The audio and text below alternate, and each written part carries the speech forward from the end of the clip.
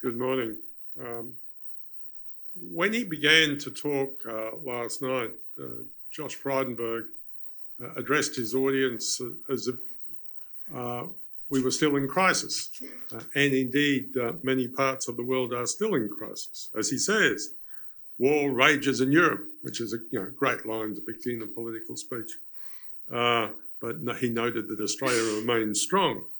But the fact is, Australia has recovered from and is exiting from the COVID crisis, perhaps in much better shape than many other economies. And indeed, there are comparisons, country to country comparisons within the budget papers that show that's true.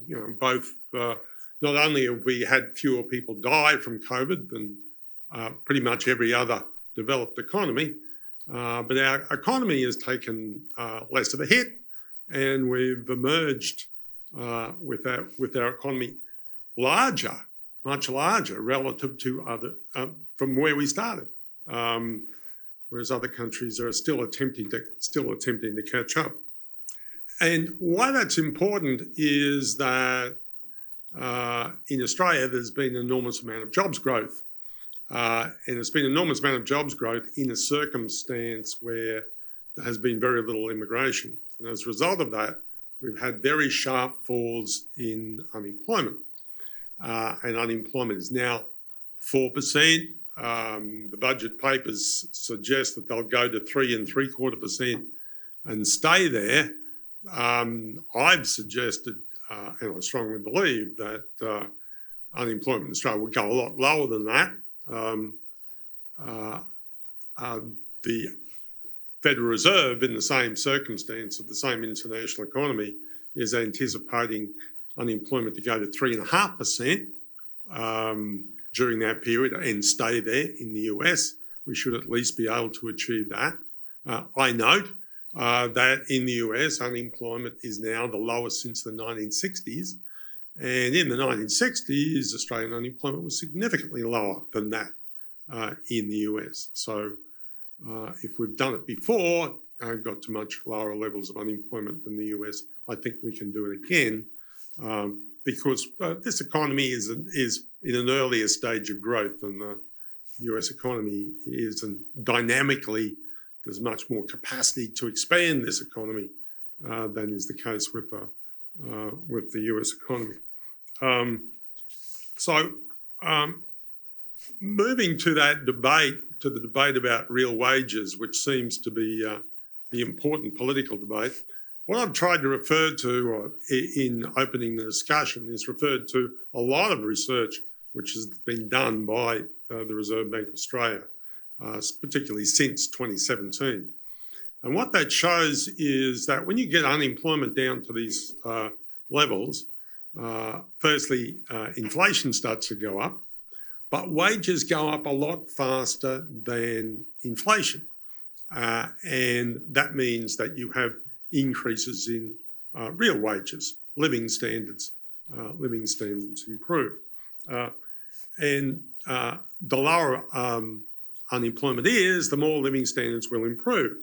So in figure 2, which is actually drawn from chart 2.19 of the budget papers, you see the unemployment rate, which is included in the budget estimates.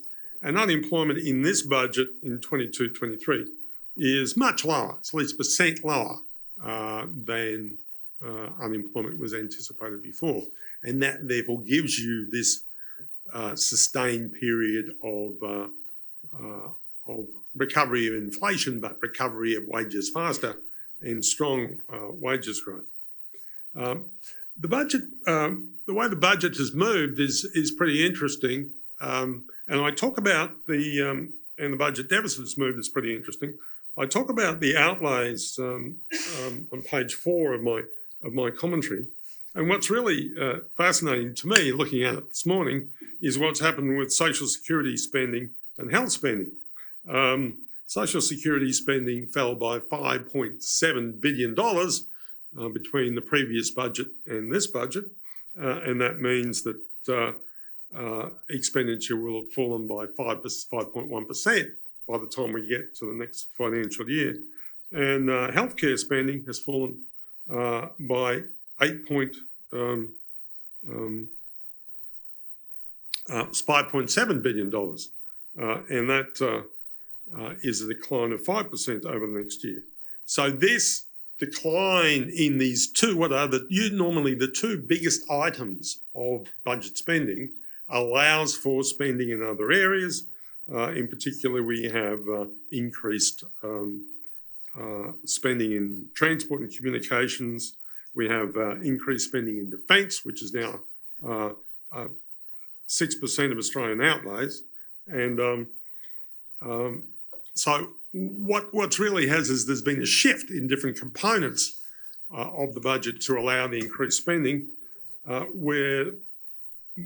and the result of that is that the total level of the budget impact really is pretty much the same. So last year in 21-22, the deficit fell from 6.5% of GDP the previous year to 3.5% of GDP in 21-22, and it stays at pretty much exactly that same level because we're shifting spending from one part to another.